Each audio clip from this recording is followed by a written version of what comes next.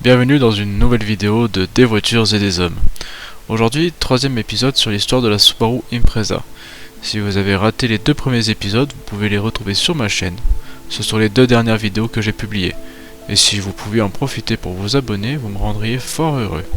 Bref, trêve de publicité, aujourd'hui, je voulais reprendre le fil de notre série après la présentation du moteur EJ20T en faisant une transition sur un modèle absolument mythique de la marque japonaise. Pour les puristes de la marque, vous avez deviné de quoi je veux parler, et pour ceux qui sont un peu plus néophytes, voici donc la Subaru Impreza 22B. Je pense que vous aurez remarqué une petite différence par rapport aux Impreza plus normales que l'on pouvait voir en France. En effet, ici vous aviez un coupé 3 portes. Et oui, 3 portes. Et c'est ce modèle que vous avez le plus vu en rallye pendant les années qui ont suivi le titre de 97, en 98 et 99. Cette 22B a été créée pour commémorer les 40 ans de la marque japonaise ainsi que pour fêter le troisième titre consécutif en championnat constructeur de la WRC. Il est à noter que ce modèle ne fut que disponible en volant à droite.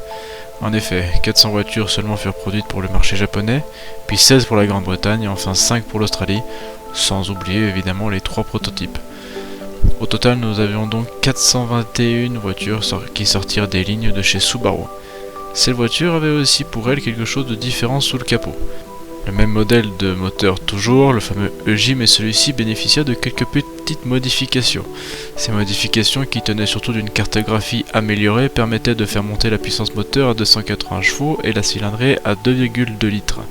Cette limite de 280 chevaux était commune à toutes les voitures japonaises de l'époque, car en effet, les marques japonaises avaient signé un accord pour limiter tous leurs modèles à 280 chevaux.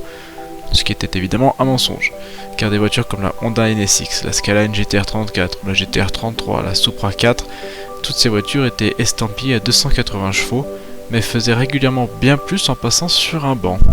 La 22B ne fit pas exception, elle faisait plutôt aux alentours des 315 chevaux en voiture de série, mais aucun chiffre ne sortit officiellement, pour ne pas faire de carabistouille avec le gouvernement japonais.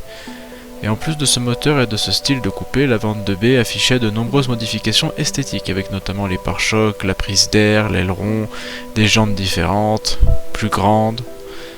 Bref, la 22B était là pour marquer le coup et aujourd'hui en trouver un exemplaire est absolument impossible.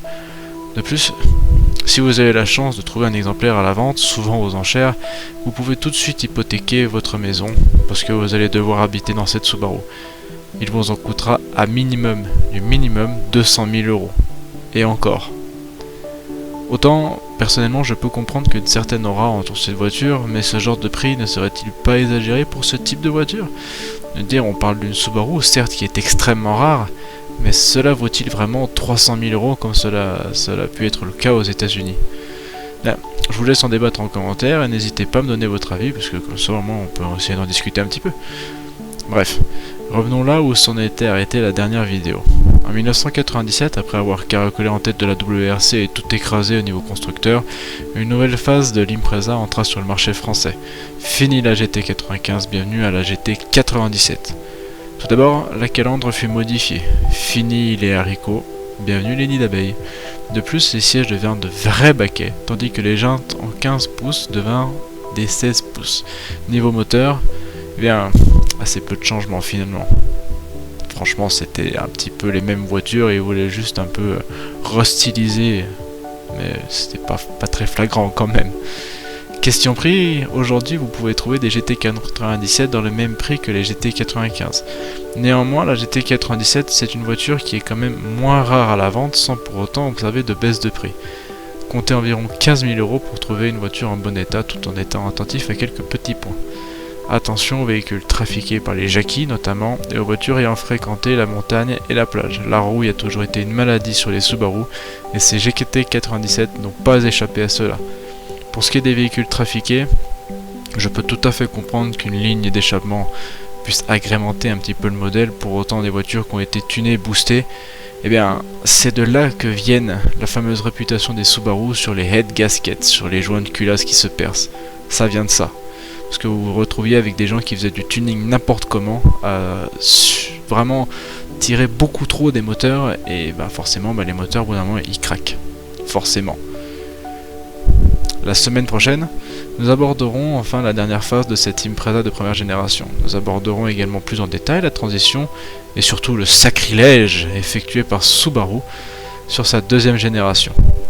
Pour être au courant de quand sortira la future vidéo, abonnez-vous et n'oubliez pas de laisser un commentaire pour me donner votre avis sur cette 22B, sur l'Impreza en général, mais aussi pour me dire si mes vidéos sont totalement pourries. Enfin, non, ça ne le faites pas, soyez sympa quand même. Allez, passez une bonne semaine et à la prochaine. Ciao!